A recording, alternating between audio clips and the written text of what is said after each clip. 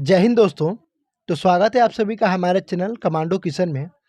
तो दोस्तों आज की इस वीडियो में हम लोग बात करने वाले हैं सीआईएसएफ ज्वाइनिंग लेटर के सभी इंस्ट्रक्शंस के बारे में। आप सभी को जिन लोगों को सब किसी को ज्वाइनिंग लेटर मिल गया होगा और जिन लोगों को नहीं भी अभी ईमेल पे मिला होगा तो उन लोगों को आने वाले 1-2 दिन में मिल जाएगा, नहीं तो उनको 5 से 7 दिन के अंदर पोस्ट ऑफिस द्वारा उनको मिल जाएगा। तो जिनको मिला है उनको भी और जिनको नहीं मिला है उनको भी ये समझना बहुत ज़रूरी है कि आपके सीआईएसएफ के जो ज्वाइनिंग लेटर मिला हुआ है उसमें कौन कौन से पॉइंट्स हैं। तो आज मैं सीआईएसएफ के ज्वाइनिंग लेटर को आपको दिखाऊंगा और उसमें लिखे सारे पॉइंट्स को एक एक करके सभी को अच्छे से डिस्कस करूंगा और आपको ये बताऊंगा कि कौन पॉइंट्स हमें क्या बताता है कि उससे हमको आगे चलकर हमें क्या उस इंस्ट्रक्शन को कैसे फॉलो करना है। साथ में मैं ये भी बताऊंगा कि ज्वाइनिंग लेटर के अकॉर्डिंग आपको कौन कौन से डॉक्यूमेंट्स आपको अपने ट्रेनिंग सेंटर पर लेकर जाने हैं और किन किन डॉक्यूमेंट्स को आपको बनवाने हैं जो ज्वाइनिंग लेटर में आपको फॉर्मेट दिए गए हैं। तो वीडियो थोड़ी लंबी होगी, वीडियो में लास्ट तक बने रहिएगा। हम पूरे तरीके से ज्वाइनिंग लेटर से रिलेटेड जो भी आपको प्रॉब्लम होगा उन सभी प्रॉब्लम का सोल्यूशन हमारे इस वीडियो में करने वाले हैं। तो सीआईएसएफ के लिए ट्रेनिंग के लिए जितने भी बच्चे जा रहे हैं उन सभी बस इस वीडियो में लास्ट तक जुड़े रहे हैं, उनको बहुत सारी इन्फॉर्मेशन मिलेंगी जो उनके लिए हेल्पफुल होगी। तो अगर आप चैनल पे न्यू हैं तो चैनल को सब्सक्राइब कर लीजिएगा और वीडियो अगर अच्छी लगी तो उसके देखने के बाद ही वीडियो को लाइक कीजिएगा, अन्यथा नहीं कीजिएगा और आपको इससे कर कोई हेल्पफुल नहीं हो रही तो। और साथ ही में जो भी आपके फ्रेंड है, जो भी आपके पास ग्रुप है, जो लोग सीआईएसएफ का अगर कोई ग्रुप हो या जो भी आपके फ्रेंड्स हैं जो सीआईएसएफ के ज्वाइनिंग के लिए जा रहे हैं उन सभी को वीडियो जरूर शेयर कीजिएगा, क्योंकि सीआईएसएफ कैंडिडेट्स के लिए वीडियो बहुत इंपॉर्टेंट होने वाली है। क्योंकि बहुत बच्चों को ज्वाइनिंग लेटर समझ में नहीं आता है कि इसमें क्या क्या इंस्ट्रक्शन है और क्या क्या नहीं है, हमें क्या क्या डॉक्यूमेंट लेकर जाना है। तो पूरा फुल अच्छे से एक्सप्लेन करने वाले हैं, वीडियो बस ध्यान से देखिएगा और लास्ट तक देखिएगा।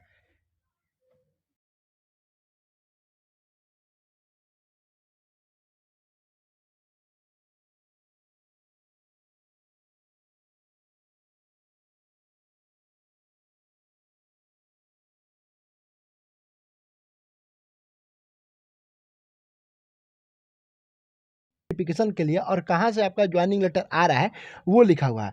ये वाला जो ज्वाइनिंग लेटर है वो सीआईएसएफ यूनिट 2 RESBN रांची से आपका ये डोजियर पहुंचा है और वहां से ये ज्वाइनिंग लेटर आ रहा है। ठीक है, आप साथ ही में देख सकते हैं यहाँ पर कांस्टेबल जीडी 2023 वाला है।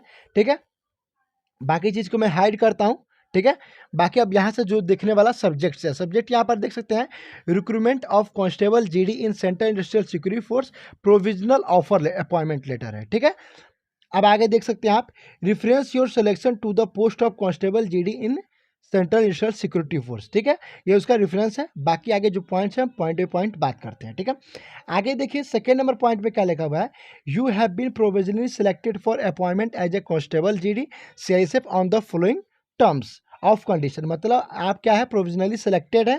ठीक है, अब प्रोविजनली सिलेक्टेड है इसमें क्यों बोला गया है ये मैं आपको बताता हूँ। ये या भी आप पूरी तरह से सिलेक्टेड नहीं है। ठीक है, आपको पूरी तरह सिलेक्टेड कब किया जाएगा, जब आप पूरी तरह से ऑथराइज्ड होंगे, आप पूरी तरह से वेरीफाइड होंगे। मैं आगे बताऊंगा इस चीज़ के बारे में, आप बस देखते रहिए। ठीक है, अब आपको जो ये दिया हुआ है कि फॉलोइंग जितने भी टर्म्स एंड कंडीशन है ये सभी आपको नीचे दिए हुए हैं, इन सभी को आपको एग्री करना होगा। ठीक है, तो 2 नंबर वाला जो पॉइंट है वो सबसे बड़ा पॉइंट है। इसमें बहुत सारे पॉइंट्स है, आप देख सकते हैं। इन सभी पॉइंट्स को ध्यान से समझिएगा और सुनिएगा कि क्या बोल रहे हैं। ठीक है, तो फर्स्ट नंबर में 2 के फर्स्ट में क्या बोला हुआ है, you will draw the pay of पे मैट्रिक्स लेवल 3 के अकॉर्डिंग ऐसे जीडी की वैकेंसी होती है उसके अकॉर्डिंग आपका जो बेसिक पे है 21,700 से शुरू 59,100 से तक जा सकता है। ठीक है, 2 नंबर पॉइंट पे दिया हुआ है, you will sorry your appointment will be subject to the condition given in the arrangement from the required. मतलब ये रिपोर्टिंग, जहाँ आपका जो रिपोर्टिंग है वो दिया हुआ है कि आपको किस सेंटर पे रिपोर्टिंग कर दी है। आरटीसी मुंडली जो आपका उड़ीसा में है वहाँ पर आपका रिपोर्टिंग दिया हुआ है, यहाँ पर ये ट्रेनिंग सेंटर दिया हुआ है। आपका जो किसी का भैरवा होगा, किसी का राजस्थान में होगा, किसी का मध्य प्रदेश में होगा, किसी का तमिलनाडु का एकोकुरम होगा, ऐसे सब किसी का होगा, सबके यहाँ पर अपना देख लीजिएगा। 3 नंबर पॉइंट की बात करते हैं, you will be on probation for the period of 2 years. ये सबसे मेन चीज़ है। आप क्या है, प्रोविटेशन है क्या चीज़, 2 साल के पीरियड के लिए। अगर आप अभी ज्वाइन कर रहे हैं, ट्रेनिंग के लिए जा रहे हैं, तो जब आप ज्वाइन करेंगे तब से लेकर अगले आने वाले 2 साल तक आप अभी प्रोविटेशन के अंदर रहेंगे। मतलब आप एक निगरानी के अंतर्गत रहेंगे। यानी उस 2 साल के बीच में अगर आपके अगर आप पर किसी प्रकार के कोई भी अगर आप देख रहे कि आप किसी कारण से किसी फ्रॉड सर्टिफिकेट बनाकर या किसी प्रकार से आप मतलब गलत हैं, ठीक है, तो उस 2 साल के पीरियड के दौरान आपको कभी भी जॉब से निष्कासित किया जा सकता है, ठीक है। अब देखिए 4 नंबर पॉइंट में क्या बोल रहा है।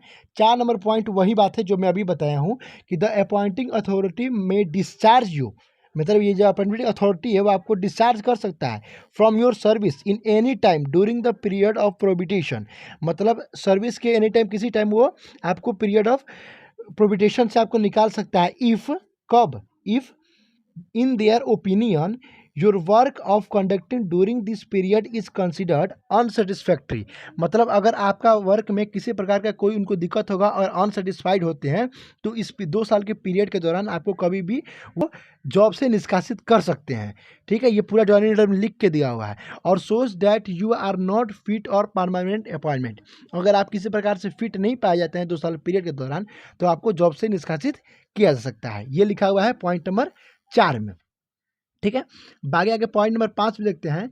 You will be considered for confirmation in service on your successful completion of prohibition if you are found fit and every respect on confirmation, मतलब आपको सर्विस में सक्सेसफुल कंप्लीट तब माना जाएगा जब आप पूरी तरह से फिट हैं, अगर और आप रिस्पेक्टेड हैं तो आपको पूरी तरह से रिस्पेक्टफुली आपको कन्फर्मेशन दे दिया जाएगा जॉब के लिए, ठीक है।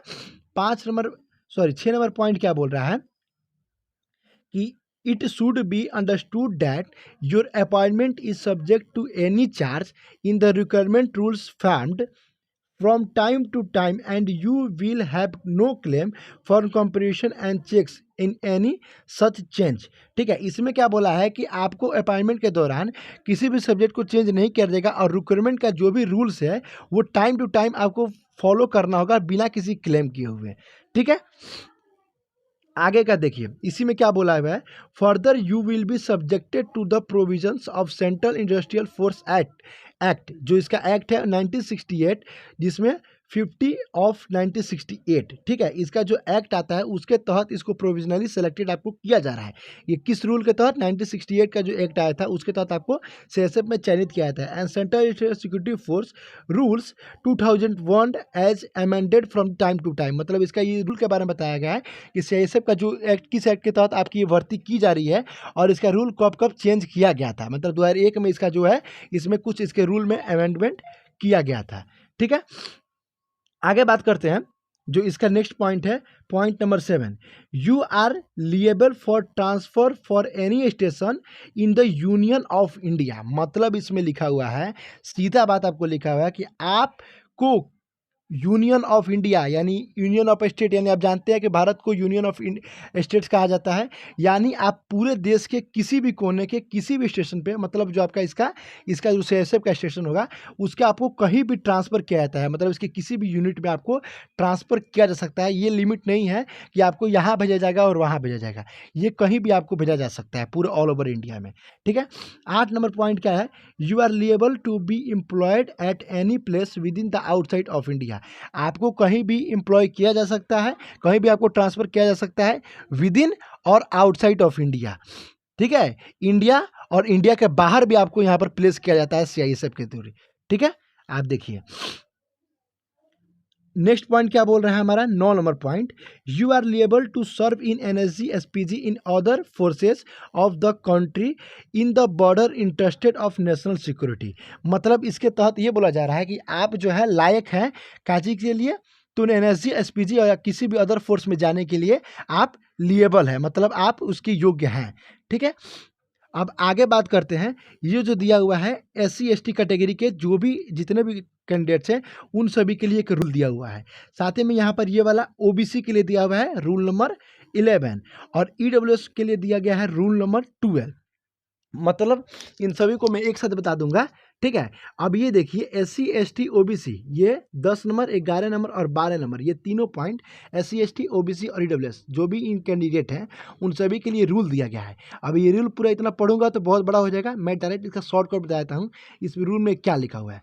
इस रूल में लिखा हुआ है कि अगर आप एससी एसटी ओबीसी या ईडब्ल्यूएस किसी भी कैटेगरी से आते हैं और जो आपका सर्टिफिकेट है जो आपका कास्ट सर्टिफिकेट है, वो कास्ट सर्टिफिकेट अगर किसी कारण से अगर वो फेक माना जाता है, अगर वो वेरीफाई के दौरान अगर वो फेक होता है और आप फ्रॉड तरीके से अपना कास्ट कैटेगरी चेंज करके या किसी तरह से अगर भर्ती ले लिए हैं, ठीक है, तो यहाँ पर देखिए लिखा हुआ है Indian penal code for production in false certificate.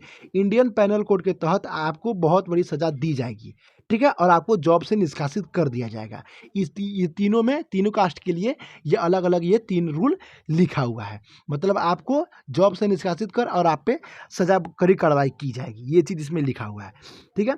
आगे बात करते हैं, ये दिया हुआ है 13 नंबर का पॉइंट, ठीक है।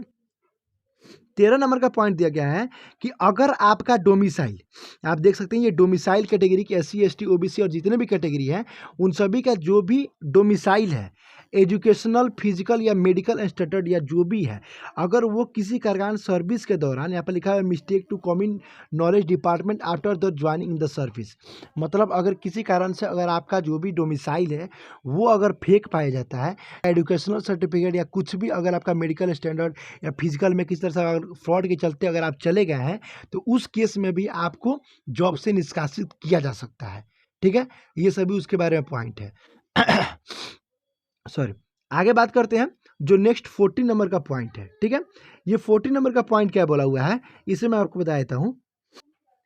ये 14 नंबर के पॉइंट में क्या बोला है, the vacancy are distributed amongst the states according the population ratio. मतलब क्या, ये डोमिसाइल के बारे में दिया गया है कि मतलब जो इसका SSC GD का जो वैकेंसी है वो सभी स्टेट के जो वहाँ पर पॉपुलेशन है उस रेशियो के अकॉर्डिंग वहाँ पर क्या किया गया है, उसके वैकेंसी को डिस्ट्रीब्यूट किया गया है, ठीक है।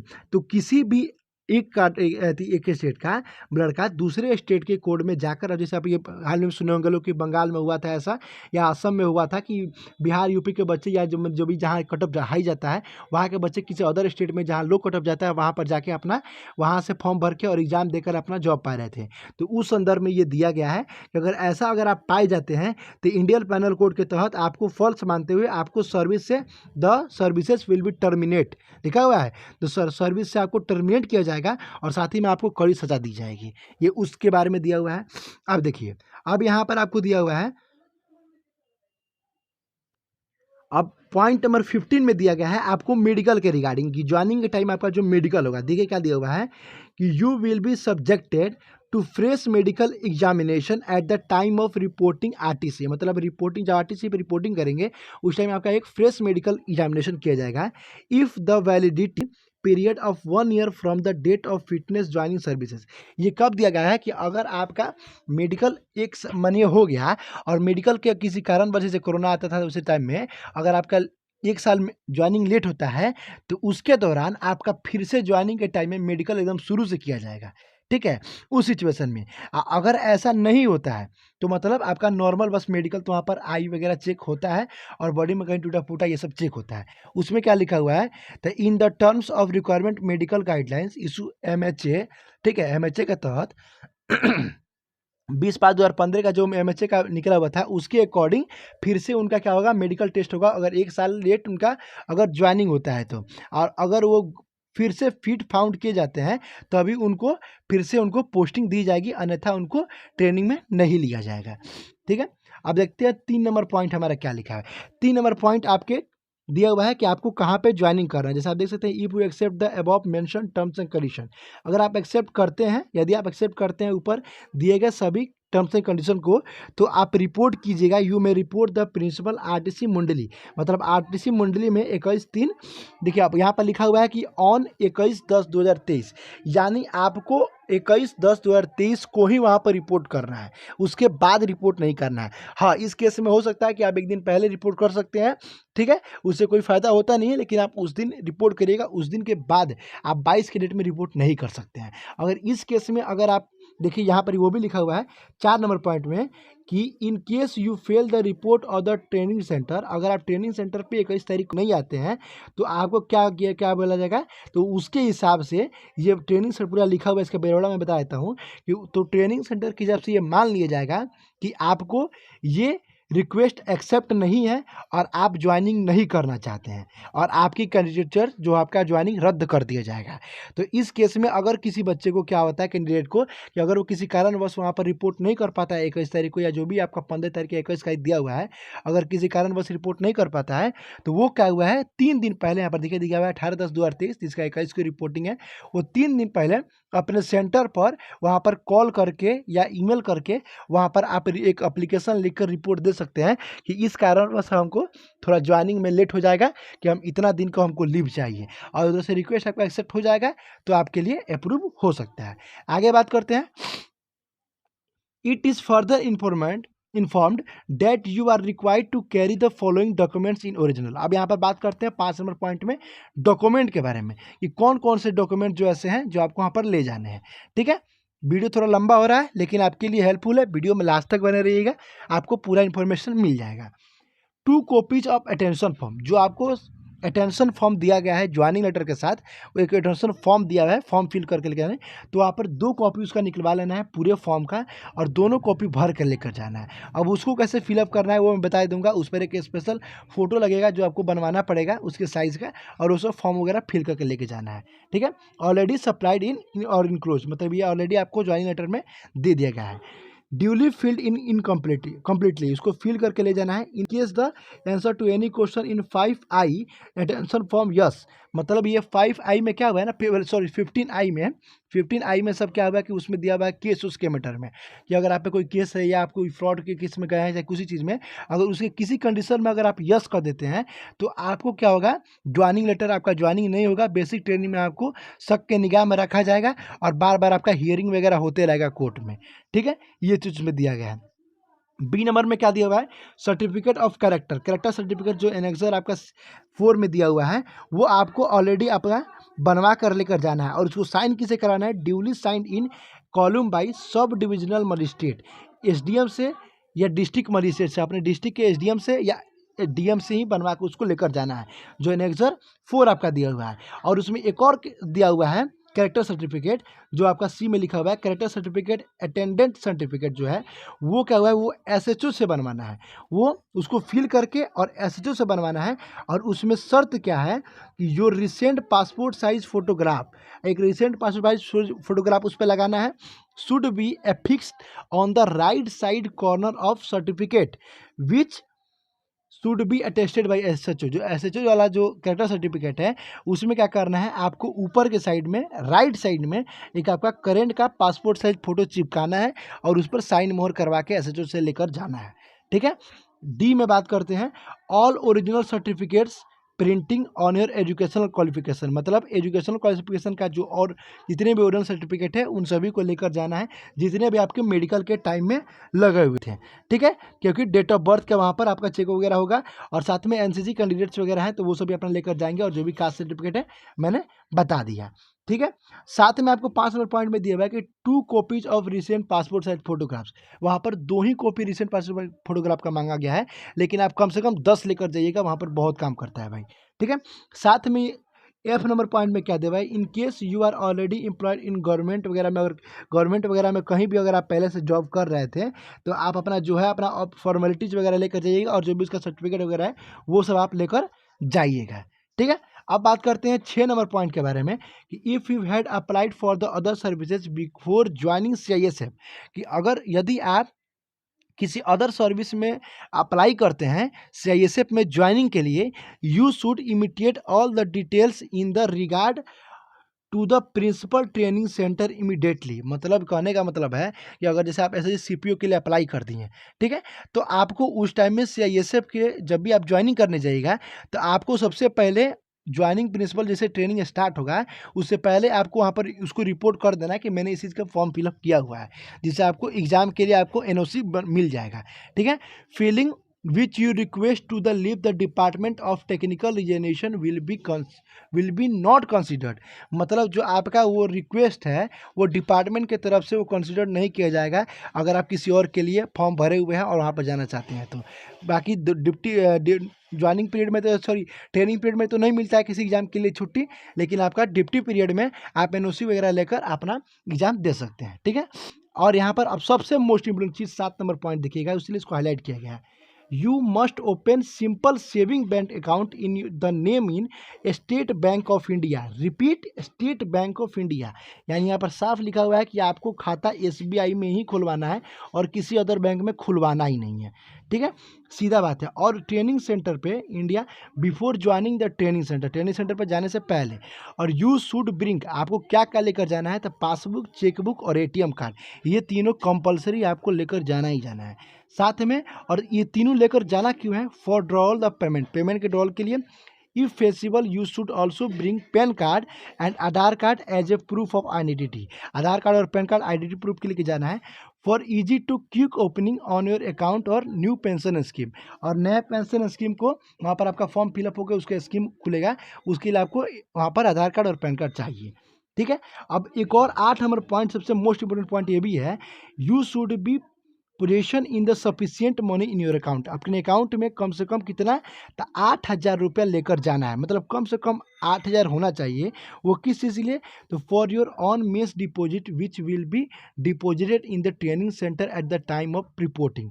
मतलब आपको ट्रेनिंग सेंटर पे कम से कम मिनिमम अकाउंट में 8,000 रुपया लेकर ही जाना है। आप उससे जितना ज़्यादा हो लेके जा सकते हैं अपना सामान वगैरह खरीदने के लिए, लेकिन मिनिमम 8,000 आपको अकाउंट में रहना ही चाहिए। क्या चीज़ के लिए, तो मेस में डिपॉजिट करने के लिए 8,000 रुपये वहाँ पर मेस चार्ज लगेगा। ठीक है, रिपोर्ट सेंटर पे। अब देखिए यहाँ पर आगे क्या लिखा हुआ है कि the mess deposit will be done by cheque. अब मेस का जो पैसा डिपॉजिट करना है वो चेक के द्वारा करना है, ना कि कैश पेमेंट या ऑनलाइन पेमेंट के द्वारा। ठीक है, तो इसीलिए बैंक अकाउंट का चेक आपका सबसे मेन इंपॉर्टेंट है, चेकबुक होना चाहिए। ठीक है, अब देखिए 9 नंबर पॉइंट क्या बोला, you should also carry your personal belongings.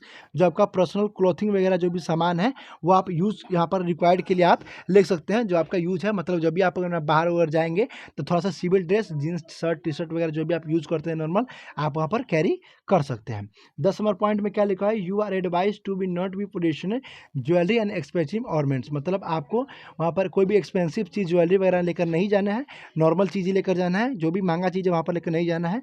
ठीक है, दूसरा आगे बात करते हैं 11 नंबर पॉइंट के बारे में, we will not be allowed to carry mobile phones during the training activities. अब देखिए यहाँ पर क्या लिखा हुआ है, यहाँ पर लिखा हुआ है कि do not carry mobile phones during the training activities. ये नहीं लिखा हुआ कि ड्यूरिंग द ट्रेनिंग सेंटर, नहीं, ड्यूरिंग द ट्रेनिंग एक्टिविटीज। मतलब ट्रेनिंग का कोई भी एक्टिविटी, पीटी, ड्रिल वगैरह जो भी चीज़ होगा उसके दौरान आप फ़ोन लेकर नहीं ग्राउंड में जा सकते हैं। यानी फ़ोन आप यूज़ कर सकते हैं, लेकिन सिर्फ आपका जब रेस्ट टाइम होगा उस टाइम में सिर्फ अपने रूम में, अपने बेड पर। ठीक है, बाकी ट्रेनिंग एक्टिविटीज़ में आप फ़ोन लेकर नहीं जा सकते हैं।